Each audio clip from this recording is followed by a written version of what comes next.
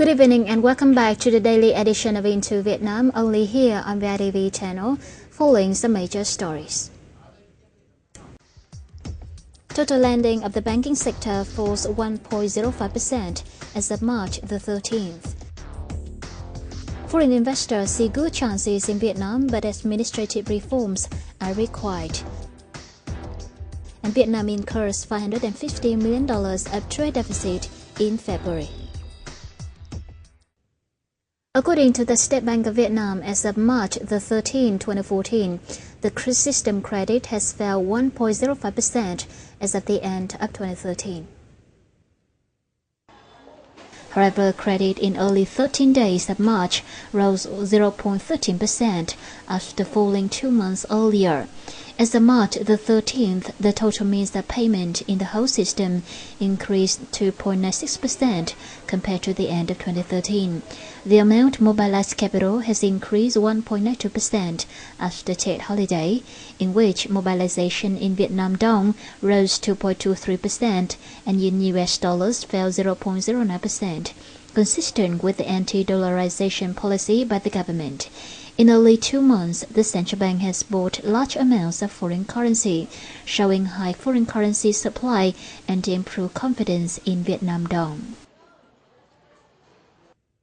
In other news, following the State Bank of Vietnam decision to cut key lending interest rate since March the 18th, the HSBC commented, while this signaled the central bank's intention to spur credit growth, it will not substantially alter credit institutions. The HSBC expected the rate cut to not have significant impact on lending growth. With non-performing loans still unresolved, banks will unlikely to push for lending growth. This means that domestic demand in Vietnam will remain lackluster, causing growth to be lower trend at 5.6% in 2014. But the reduction of deposit cap will likely motivate savers to chase other assets with higher yields rather than spur economic activity. Study results recently released by the global payment technology company Visa shows consumers in some big cities of Vietnam tend to reduce bringing cash when going shopping and use card for payment instead. The payments and cards market in Vietnam study was conducted between 2012 and 2013 in Hanoi, Da Nang, Ho Chi Minh City, and Hai Phong. When asked what payment method made them feel they were being smart with their money, credit cards came out on top at 53%, while debit cards and cash scored 38% and 30% respectively. The study also uncovered some interesting attitudes towards cash, which is currently the predominant payment method in Vietnam. 19% indicated they felt vulnerable while carrying cash, and only 4% felt vulnerable carrying credit cards. The company's representative says these results reflected a very positive outlook for the growth of electronic payments in Vietnam's rapidly developing market.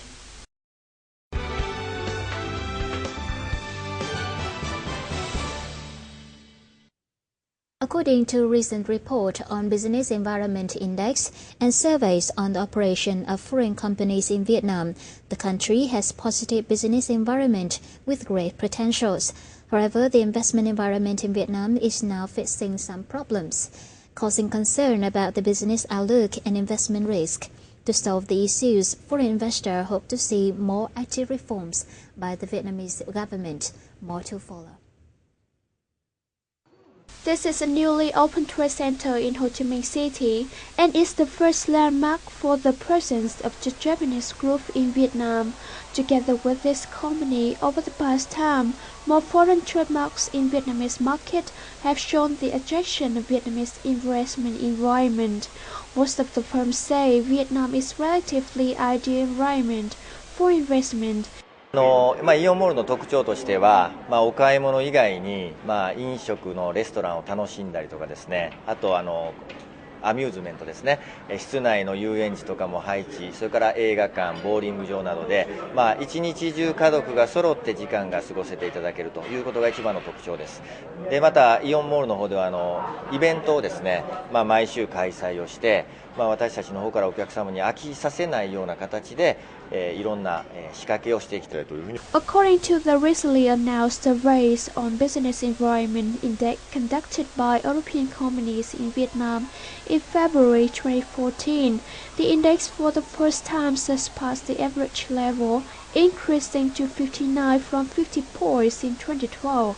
The report showed that the optimism about the business environment is affected by the concerns of inflation, confidence in the stability of the macroeconomy, and the confidence in the signing of the free trade agreement in the coming time. Today, Vietnam is stable, and in this compares favorably to places like Thailand or Cambodia that have had social unrest. So if you are a new investor, you like to come to Vietnam because you know you're going to have stability. On the other hand, still there are sectors that have to be open, especially in food, in pharmaceuticals, in services. In addition, the survey by Japan External Trade Organization, or JTRO, indicated that Vietnam ranked the fourth among 15 countries with human resources easy to be recruited. More than 50% of the firms appreciate the market scale, growth capacity, and the socio-economic stability in Vietnam. That's why 70% of Japanese businesses plan to expand their operation and continue to consider Vietnam as an important destination in their development strategies. 来年中にはね、700以上になるのは間違いないです。で、シンガポールが770なんですよね。で、おそらく私の個人的な印象ですけども、来年のうちにシンガポールを抜くかもしれませんね。非常に勢い日本企業の、その活動が勢いがありますね。Despite the encouraging signals and confidence in the outlook of Vietnamese investment environment, concerns remain among investors. For Japanese investors, most of respondents worry about 5 risks when investing in Vietnam at present, including legal policies, administrative procedures, tax, customs procedures, and increased labor costs. We have had discussions with the government, and the government is very serious in developing the automotive industry. So hopefully, as we progress with the discussions with the government, that the right policies and taxes and rules will be implemented to grow the industry. Some say that reforms are taking place with the efforts from the government, but the effectiveness of this process can be seen after one night. It's also the reason why investors are complaining about the slow reforms. Therefore, if this process is improved, Vietnam can maintain its competitive advantages in attracting foreign investment compared to other countries of similar conditions in the region.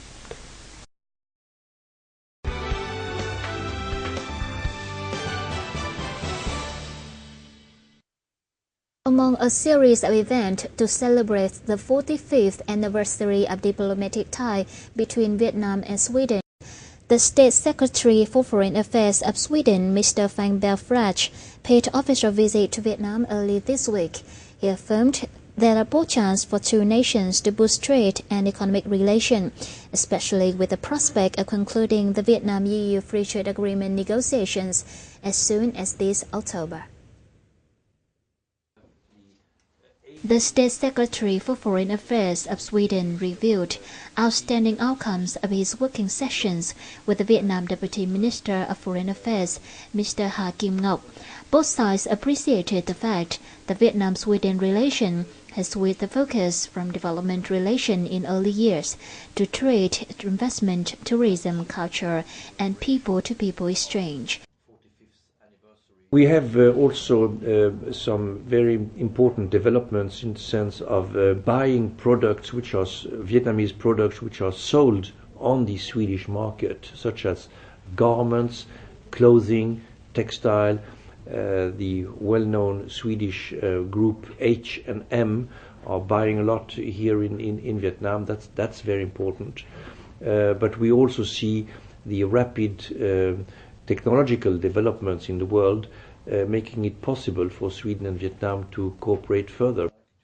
The rapid growing market of Vietnam has also prompted Swedish companies like Electronics and Ericsson to establish representative offices and tap potential markets in Vietnam. Regarding the two-country trade relations, the State Secretary says Vietnam has always been enjoying trade surplus with Sweden, and once the Vietnam-EU Free Trade Agreement negotiations are finalized this October, there will be more chances for Vietnam and Sweden to develop their mutual trading and investment relations. He also recommends Vietnam open its market further, create more room for healthy competitions to boost productivity, enterprise development, and economic growth. The General Department of Customs says Vietnam incurred a trade deficit of $550 million in February. In details, the country shipped $21.35 billion worth of goods in January and February this year, making a year-on-year increase of 13.8%. Of note, the foreign direct investment sector earned $13.28 billion from export in January and February, up 18.8% on year, and accounting for 62.2% of the country's whole export values. The country exports staples in the first 2 months of this year are mobile phone and accessories, garment and textiles, computers, electronic products and spare parts, crude oil, aquatic products, machinery, tools and spare parts. Meanwhile, Vietnam spent a total of $20.04 billion to import goods and services in January and February period, increasing 12.6% from a year ago. FDI sector posted $11.5 billion worth of import value in the period, up 14.6%, accounting for 57.4% of the country's total import values. The country's key import items in the period are machinery, tool and spare parts, computers, electronics products and spare parts, mobile phone and accessory, petroleum, steels and iron.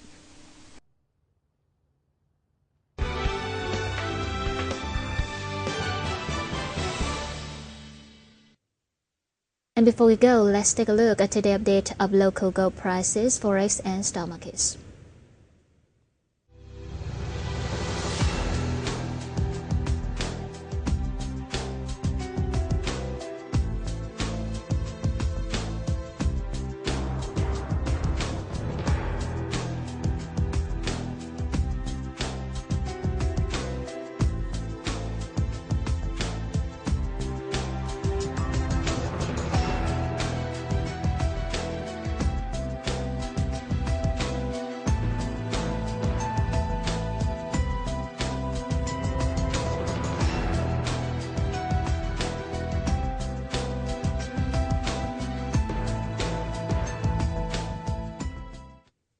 Well, the program has come to an end. Thank you so much for joining us. We'll see you soon and goodbye for now.